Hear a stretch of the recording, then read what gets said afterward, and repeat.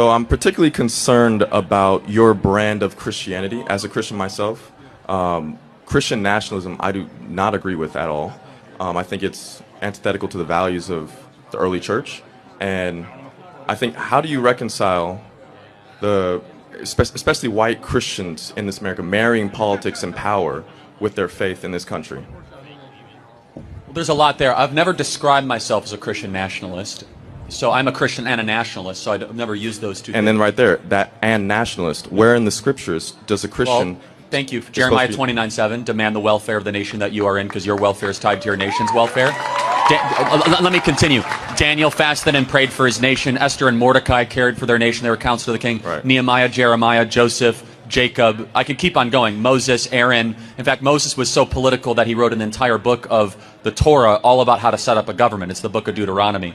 So, in fact, the Bible is an explicitly political text amongst many other things. Now, can we interpret those texts in the light of the revelation of Christ? Because you just cited all Old Testament texts, but you've not once cited St. Paul.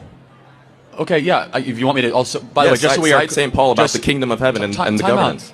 Just so we're clear, do you think that the New Testament is greater than the Old Testament? It is. It is greater because the revelation of Christ dictates how we interpret the Old Testament. So you think that all of a sudden, like Genesis 1 is not as great just because of the New Testament? The Old Testament was a type and shadow of the things to come, and now we live in the full revelation of Christ.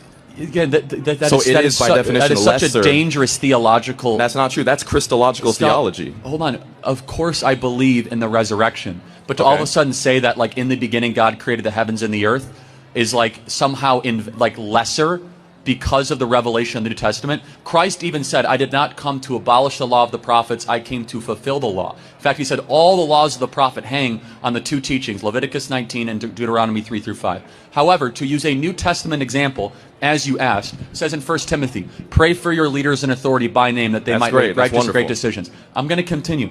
Christ our Lord said, on this rock build my what?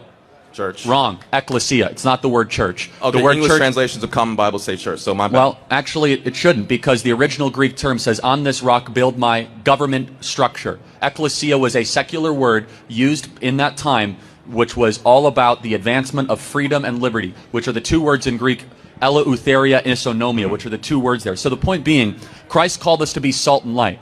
We as Christians should change the environment that we come in contact with. That's what salt and light do. So why should we then not care about changing government to be more Christ-like?